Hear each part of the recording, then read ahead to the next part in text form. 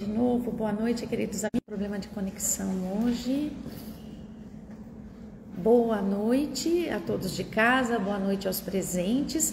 Estamos de volta toda quinta-feira. As nossas lives acontecem ao vivo e presencialmente aqui na ACCV, Associação Cristã Caminhos da Verdade. Nós temos este trabalho que começa...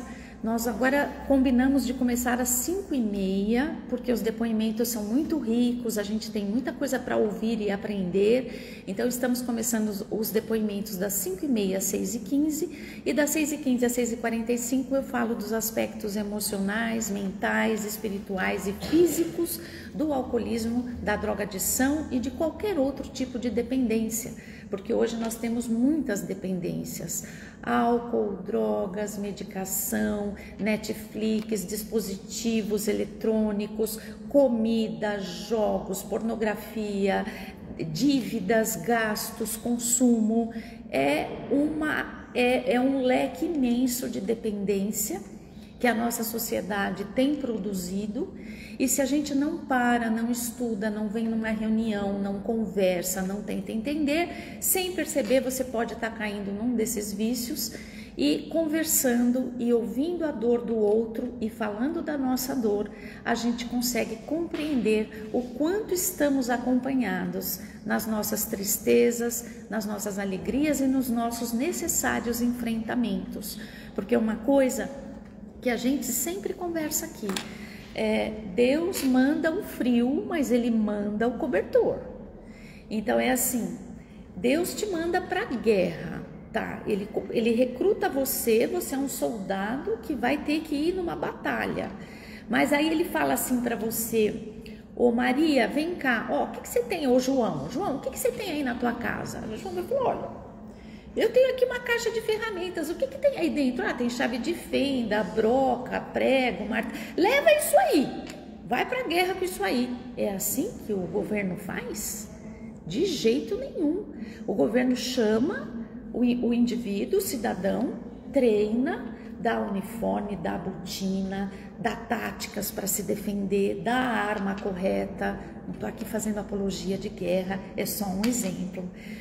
Então é a mesma coisa que Deus faz com a gente. Ele manda a gente para a batalha, mas manda com uniforme, com a bota, com treinamento, com tática, com tudo, né? É quando a gente vê um jovem que vem com um vício às vezes de outra encarnação e desde cedo ele tem essa propensão, mas ele vai ter uma mãe legal, um pai afetivo, ele vai ter uma escola legal, ele vai ter um centro, ele vai ter boas referências. São as armas que Deus deu para esse espírito milenar vencer a sua dura prova. Certo? E assim é com cada um de nós e assim é com cada um dos vícios que temos que enfrentar. Um dos nossos problemas é que a gente não compreende a forma com que Deus atua na nossa vida. Então a gente se sente sozinho, abandonado, malquisto, azarado, porque a gente não compreende a força, a presença de Deus, os caminhos que Deus abre, e muitas vezes a gente nem percebe. É por isso que aquela oração diz assim: dai-me, Senhor, olhos de ver e ouvidos de ouvir. Porque às vezes a gente tem os olhos, mas a gente não está enxergando nada das oportunidades de Deus. E às vezes a gente tem ouvidos e a gente não ouve nada de tudo aquilo que Ele nos diz diariamente em nosso coração, em nosso entendimento, às vezes através de uma pessoa que está na nossa frente. Estar aqui presente, ouvir os depoimentos das pessoas é extremamente rico. Se eu pudesse, eu fazia live com os depoimentos, embora quem quiser, anonimamente, a qualquer momento da live, é só levantar a mão e vir aqui, a sua imagem vai ser preservada e você pode dar o seu depoimento anonimamente, somente com a sua voz. Você é convidado e incentivado a isso. Porque às vezes eu fico aqui me desdobrando para dar exemplo de alguma coisa, vem um aqui dar o depoimento, pronto, a live acabou, não precisa falar mais nada. Depoimento da pessoa falou tudo. Então é muito rico e é muito legal quando a gente se sente no direito de colaborar. Você está falando, você está boa noite, seja bem-vindo. Você está falando, você está sendo acolhido e você não imagina o impacto que você está tendo na vida do outro, que te ouve falar, olha, isso aconteceu comigo, né? É muito forte. Então, hoje a gente tinha combinado de eu falar da história do Dr. Bob, porque o Bill foi o idealizador ele criou a Irmandade de Alcoólicos Anônimos, mas como que ele criou? Com o Dr. Bob. Quem era? Boa noite. Quem era o Dr. Bob? Ele era um médico que morava numa cidadezinha do centro-oeste norte-americano e ele era um dos médicos mais talentosos daquela cidade e um dos mais viciados. E ele tinha a ilusão de que as pessoas não sabiam que ele bebia. Porque quem bebe muito acha que ninguém percebe, acha que é só a esposa que pensa que ele bebe. Mas todo mundo está vendo o óbvio, no entanto, ele pensa que não. Então, o Bill foi conversar com ele, eu contei o contexto a semana passada e quem quiser assiste a live da semana passada só para não ficar repetitiva, mas ele foi conversar com o Dr. Bob e então o Bob parou de beber e eu vou contar a vida dele. Por que eu vou contar a vida dele? Porque cada pedacinho tem um ensinamento para gente que convive com o alcoolismo, ou sendo familiar ou fazendo uso.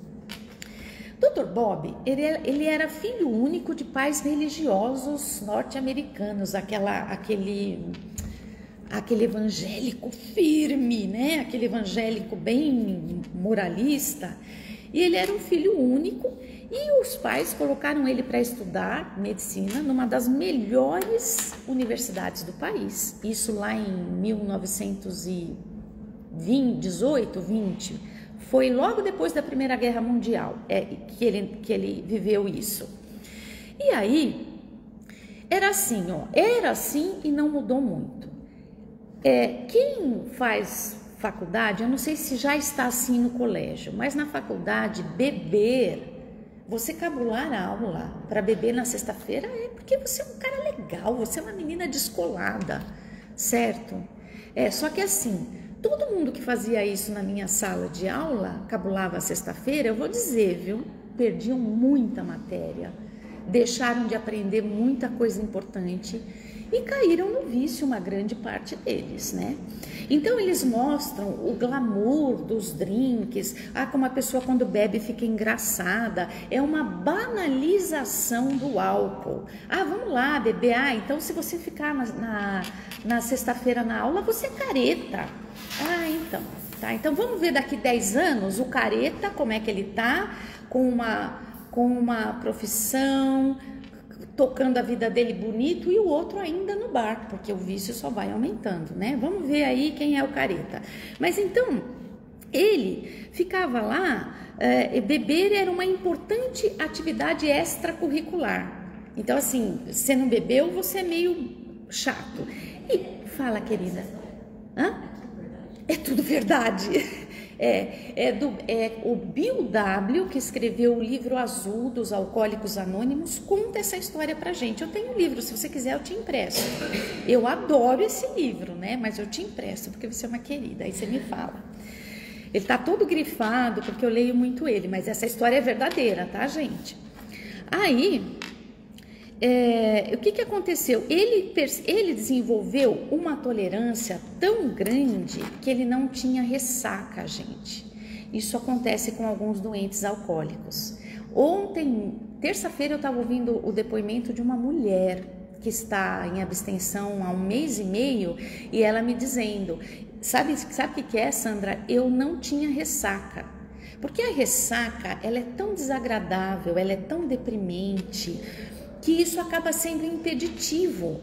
E isso acaba sendo um fator que faz a pessoa parar de beber 2, 3 dias para passar a ressaca e voltar a beber. Agora, imagine uma pessoa tendo uma tolerância tão grande ao álcool que ela não tem ressaca.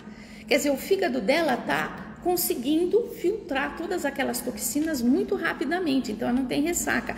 Aí o que ela faz? Bebe mais. Não tem ressaca. Você tem ressaca? Aí você é fraco para o álcool, eu sou forte. Era assim que ele pensava. Muito bem. Ele, o que aconteceu? Ele bebia tanto, ele consumia tanto, que ele teve que parar a faculdade para se internar numa clínica. Então, a gente vê o seguinte, só uma coisa aqui. Muito bem. Quando ele se internou numa clínica, ele caiu em si e falou assim, nossa, ele abandonou a faculdade, aí ele falou, eu vou prestar uma outra faculdade. E ele era tão inteligente que mesmo bebendo, às vezes ele ia fazer a prova tremendo, porque ele já estava tendo tremores, ele conseguia passar. Então, ele passou na segunda faculdade e... Deixa eu só ver uma coisa aqui. Isso eu já falei. Ele passou na segunda faculdade e continuou a beber de tal maneira que os colegas de quarto dele tiveram que chamar o pai, que morava em outra cidade. Entraram em contato com o pai e falaram, ele vai morrer desse jeito, porque ele não consegue parar. Por que ele não consegue parar? Porque quem tem a doença do alcoolismo tem compulsão. É um gene, é genético. Essa pessoa, ela não consegue parar. Ela não é assim, eu vou tomar um gole. Não, é aquilo que a gente fala, um gole é muito, 1000 goles não são suficientes. Além de ser uma doença espiritual, porque a hora que ela está bebendo, os obsessores vêm e cada gole que ela dá, não é só ele que traga, o obsessor também. Só que tem os 4 obsessores aqui para embebedar. Então ele cai em coma alcoólico e ainda 2 não beberam. É uma doença espiritual e o Chico Xavier mostra isso pra gente em vários fragmentos das histórias que ele nos conta. Então ele acordava de manhã já com abstinência alcoólica. A abstinência alcoólica era com tremor. E se ele bebesse, o tremor passava. Então, quando esse tremor fica muito forte, é o que se chama de delirium tremens. Ele começa a ter alucinação junto com o tremor. Ele ainda não tinha chegado nisso. Mas esse tremor já mostrava que o fígado dele estava bem comprometido. Já não estava conseguindo filtrar tanto o álcool assim, né? Então, o que aconteceu? Ele percebeu que a situação estava tão feia, o pai veio e levou ele para uma fazenda de um amigo que ele ficou 1 mês nessa fazenda. E todos os doentes alcoólicos que estão em abstenção... Você quer falar? Tá. Que estão em abstenção, eles relatam esse mesmo evento, a névoa do alcoolismo, assim, eles ficam com uma névoa, eles ficam meio fora de si. Conforme passou 1 mês, 2 meses de abstenção do álcool, das drogas, eles falam, a névoa passa. Todos falam isso. É como se eu estivesse andando numa estrada que tem neblina, daqui a pouco o sol abriu. Então, essa névoa é as toxinas que o álcool deixa na mente. Então, entorpece os sentimentos, os sentidos, entorpece o lobo frontal, que é o lobo da razão. Então, entorpece. E ele foi sentindo que isso passou, a névoa do alcoolismo passou, e aí ele percebeu, porque ele trancou os estudos. Oi, querida. Com os remédios, eu também sinto essa névoa, mas eu sempre falei assim, é o véu. Como se fosse um véu, porque o remédio, ele Vem falar aqui para as pessoas ouvirem. Então ela está falando, fala de novo para gente. Eu estava falando que esse sentimento de névoa, eu também sinto com a medicação, só que eu sempre me referi a ela, assim, comigo mesma, como um véu que nem véu de noiva, que assim, o sol está batendo, o véu, você vê através, mas você vê ele meio desfocado. E aí fica confortável. O quê? Fica confortável? Fica confortável. Você tem medo de tirar ele ao sol de uma vez. Ver como que é como que é ficar sem o véu. Uma vez que você está muito tempo acostumado a ficar. Entendi. Com a proteção Olha, desse véu. Que interessante, né? Pra gente, eu tô aqui falando que a névoa é uma coisa que atrapalha e a gente acabou de ouvir um depoimento de uma pessoa dizendo, olha, a névoa me atende, porque eu não sei como que vai ser sem a névoa. Que interessante. Mas aí, você vai começar a perceber que o teu momento presente, a tua rotina, às vezes um exercício, uma reunião aqui, novos amigos, vão preenchendo tanto, que você fala assim, nossa, essa névoa está me atrapalhando, porque eu quero viver inteira com essas pessoas. E uma das coisas que a gente faz aqui é isso, são essas referências positivas de uma convivência saudável e de pessoas que estão superando exatamente aquilo que a gente precisa. Então, é uma referência positiva muito grande. Obrigada, viu, pela sua partilha. Então, ele percebeu que ele tinha feito uma tolice em trancar a faculdade, prestou exames em uma outra faculdade pela terceira vez e passou e começou na universidade. Só que os diretores falaram para ele, olha, se você não parar de beber, você vai ser expulso, porque a gente não te aguenta. Note, ele não ia ser expulso porque ele não estava passando nas matérias. Olha como esses danados são inteligentes. Ele ia ser expulso por causa do comportamento dele. Porém, ele estava dando conta intelectualmente de tudo aquilo lá. É o que a gente fala. O doente alcoólico ou o dependente químico, é quase sempre assim. Eles são extremamente inteligentes, carismáticos, boa praça, divertidos. Todo mundo gosta de ficar perto deles quando eles estão bem.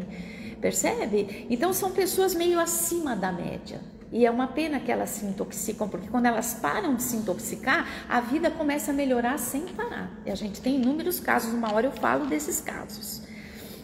Então, os porres, quando os diretores falaram isso, os porres pioraram tanto que eles precisaram chamar de novo o pai, né? E mesmo assim ele foi levando, hora se afastando, hora voltando. No último semestre da faculdade de medicina, ele entregou a prova em branco porque ele estava tremendo. E aí, como ele só tinha entregue essa última prova em brancos, o que a faculdade fez com o pedido do pai? Deixa ele estudar de novo o último semestre e dá mais uma chance para ele fazer essa prova. E ele conseguiu, porque eles têm foco. Eles têm um vício, mas também têm foco. E aí ele falou, não, eu vou conseguir esse diploma. Ele conseguiu ficar 6 meses, porque eles conseguem ficar períodos sem beber ou sem usar. Então, ele conseguiu, ele foi aprovado tanto intelectualmente como pelo comportamento e pelo aproveitamento. Olha o que é esse homem sem beber. Olha o que e ele não é o único, né? É o que eu estou dizendo para vocês. Então ele obteve um estágio, uma residência numa cidade do oeste norte-americano, onde ele ficou 2 anos. Ele ficou 2 anos sem beber. Ele conseguiu ficar 2 anos sem beber, abriu o consultório e ele começou a ter problemas estomacais. É muito comum um doente alcoólico ter câncer de fígado. Meu pai, doente alcoólico, morreu com estômago, com câncer de estômago. Ele já não podia mais comer, ele se alimentava por sonda. Então, ele começou a sentir esses problemas estomacais e o que ele fez? Para contê-lo, ainda que por poucas horas, ele se internou num sanatório voluntariamente por 12 vezes. Veja, gente, quando a gente fala que é uma doença, a gente não está querendo passar a mão, coitadinho. É doença, porque veja, ele quer parar, mas ele não consegue, porque a doença é compulsiva. Então ele foi se internar 12 vezes, mas ele não deu conta. Agora, se nesse momento tivesse alguém de AA para falar para ele, primeiro passo, admitimos que éramos impotentes perante o álcool. Mas aí eu já paro de beber? Provavelmente. Se você começar a frequentar a reunião dizendo assim, eu não dou conta. Não, mas não tem um passo que diz, tem que parar de beber? Não tem um passo que diz, tem que parar de beber. Os passos falam de uma reforma moral, emocional, de vida. Agora, beber é o de menos. Eles estão interessados na tua reforma íntima. Porque se você tiver a reforma íntima, a bebida se torna inócua. Então, quando ele se internou, ele por 12 vezes, mas aí, numa das vezes, ele percebeu, olha a loucura, gente, ele percebeu aonde era o depósito de álcool do hospital, o álcool de limpar as coisas, e ele foi lá e começou a beber esse álcool. Então, dentro da internação, ele se alcoolizava com álcool do hospital. É uma insanidade. Vocês percebem que ele era um homem inteligente, talentoso, tinha uma família, nessa época ele já era casado, já tinha uma esposa.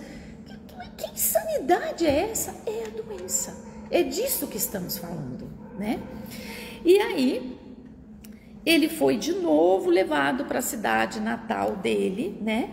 E aí, por causa da lei seca, a lei seca nos Estados Unidos, ela durou 13 anos, de 1920 a 1933. Não podia comercializar, vender e fabricar álcool.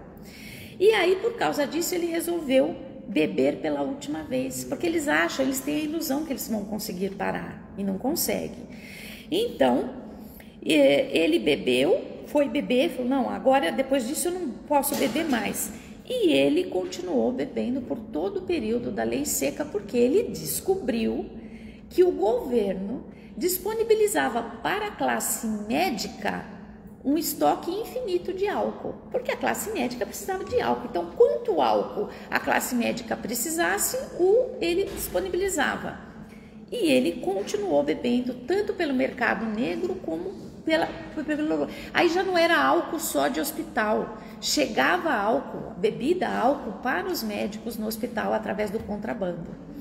E nessa época ele desenvolveu 2 tipos de fobia, que era assim, medo de não dormir e medo de ficar sem a bebida. Quando a pessoa está muito adiantada, como ela tem o delirium tremens, quando ela está em abstenção ou quando ela tem vários tormentos mentais, o batimento cardíaco, ela fica desesperada de ficar sem o álcool, porque o álcool abaixa tudo isso. Por isso que a medicação é importante. A medicação é super importante, porque ela segura essa abstenção para ele não fazer nenhuma loucura de beber, porque ele está calmo, porque a medicação está ajudando. Então é muito importante mesmo. Aí como que ele lidou com isso? Ele tomava um gole de manhã para parar de tremer e tomava grandes doses de sedativos à noite para poder dormir. Então ele vivia assim, de manhã ele tomava álcool para parar de tremer e de noite ele tomava vários sedativos para poder dormir. Me empolgando. Bom, por 15 anos ele foi vivendo assim. Ele escondia latinha de cerveja na lata de lixo para a mulher dele não achar a bebida. Ele fazia todo tipo de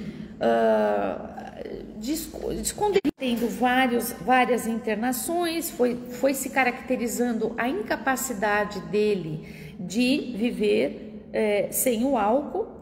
Nessa época a cerveja reapareceu no mercado e ele passou a beber então agora licitamente, porque antes ele bebia ilicitamente, por causa da lei seca. Ah não, agora eu posso beber, percebe? Eu já ouvi depoimento de muitas pessoas alcoólicas dizendo assim, olha, eu vim de uma família tão rígida moralmente, em termos cristãos, que se o álcool fosse ilícito, eu não faria uso. Tanto é que eu não faço uso da maconha, da droga, porque é ilícita. Mas o álcool não é ilícito, ele é lícito, você pode beber, então eu me sinto. Daí a gente vai vendo as leis que agora banaliza até a quantidade de maconha que você pode ter. Então é como se você autorizasse, é como se você dissesse isso aí tá beleza. E a gente está vendo o quanto está aumentando a quantidade de dependentes químicos por causa disso também, né? E aí ele fala, eu não morri porque a minha esposa ficou do meu lado o tempo todo. Naquele momento ele aceitou a falar com pessoas, que no caso era o Bill, que foi falar com ele, né? Por causa do contexto que eu expliquei a semana passada, ele estava na mesma cidade do Dr. Bob e foi falar com ele. E ele ficou 3 semanas sem beber, mas aí ele teve que fazer um congresso numa cidade. E você vê que, percebe, ele consegue ficar sem beber, ele percebe que a vida vai melhorando, mas qualquer mínimo mínimo gatilho, qualquer mínimo apelo é o suficiente para parar, para a vontade ser mais forte que ele. Então ele bebeu todo o estoque que tinha dentro do trem, comprou várias garrafas para levar para o hotel, bebeu por 4 dias e ele só se lembra de acordar na casa de um amigo, que a esposa, que disseram para ele, olha, o seu marido veio para o congresso e ele está caído aqui no chão. Aí ela ligou para o Dr. Bill, para o Bill W., que é esse amigo que criou o AA. O Bill foi lá, catou ele, levou ele para casa, cuidou dele e continuou conversando. Falou, eu já passei por tudo isso, eu só estou te falando como é que é. Não deu lição de moral. A lição de moral é destrutiva. Eu já falei para você mais de 1000 vezes, sai dessa. Lição de moral não vale. Você pode, quando ele estiver bom, conversar, tal, mas assim, porque assim, veja, é uma doença, ele nem vai ouvir o que você está falando. Você precisa ter outras estratégias que não a lição de moral. Aí, ele se deu conta, no dia que ele foi salvo, que ele disse assim, bom, eu acho que eu vou morrer. Muitos falam isso, muitos sentem, eles sentem isso, eles falam assim, mais um gole eu vou morrer. E aí ele fala, não, eu preciso parar. Ele tem uma certeza de morte iminente, muitos relatam isso. E ele teve essa sensação. E aí ele falou, não, eu vou morrer, eu tenho que parar de qualquer jeito, né? Então, o que aconteceu? Ele ouviu os depoimentos do Bill, que era uma autoridade moral, falando que ele já tinha passado por tudo aquilo, mas não deu nenhuma lição de moral. E ele, então, parou de beber. Ele nunca mais bebeu depois desse último porre. Nunca mais. Junto com o Dr. Bill, eles montaram a Irmandade de Alcoólicos Anônimos, só que ele ficou sentindo vontade ainda por 2 anos. Tem gente que a vontade passa em 1 ano. Tem gente que a vontade passa em 6 meses, em 3 meses. A pessoa fala, olha, não bebi, não senti vontade, não senti falta, minha vida está muito melhor sem o álcool. E tem gente que demora. Ele demorou 2 anos para não sentir vontade, mas apesar da vontade, ele lembrava da sensação de iminência de morte e ele nunca mais bebeu.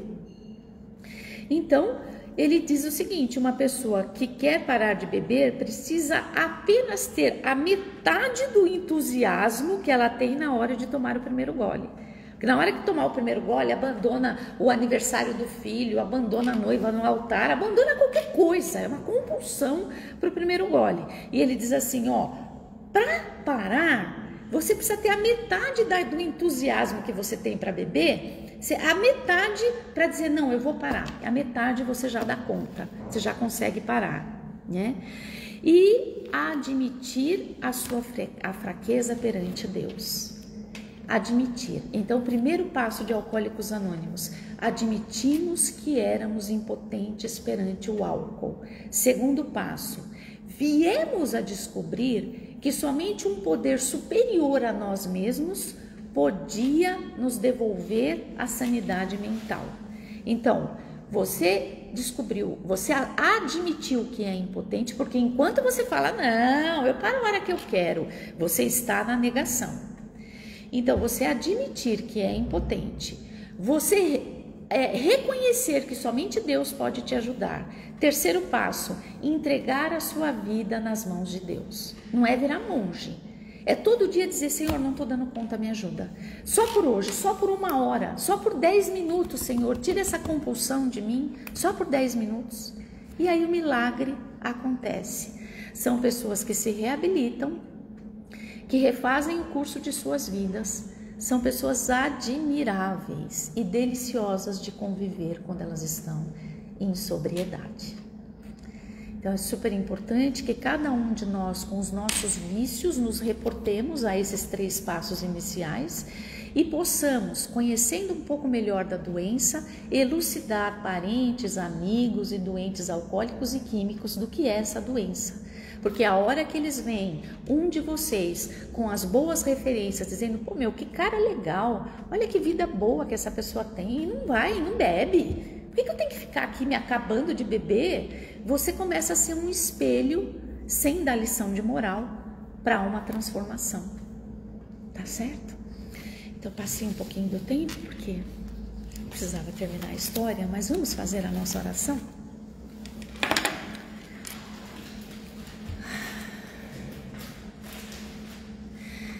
Nosso Pai, nosso Deus, nosso Pai Criador, estamos diante da Tua presença, agradecendo os Teus ensinamentos, agradecendo essa casa bendita que nos acolhe. Cuida, Senhor, de cada coração aqui presente, cada assistido, cada trabalhador, cada pessoa que nos assiste de casa, inclusive aquelas que vão nos ver depois que a live acabou. Faça, Senhor, uma corrente de amor, de fraternidade, uma corrente de acolhimento, de caridade, de luz, de força, de alegria de viver entre todas estas pessoas, para que tenham um firme propósito de se manterem sóbrias, de se manterem em abstinência, de se manterem buscando a Tua vontade para suas vidas, de se manterem fortes, alegres, sentindo paz na Tua presença e buscando o Teu entendimento, que está a todo momento à nossa frente, dentro de nós, ao nosso lado, nos inspirando sempre para toda boa obra. Cuida de cada um, Senhor, e que sejamos capazes de ouvir a Tua voz a todo momento.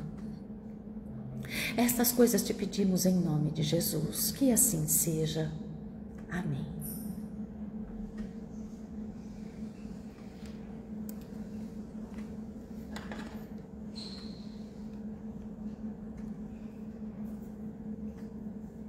Só um minutinho. A conexão tá lenta, eu não tô conseguindo nem desligar.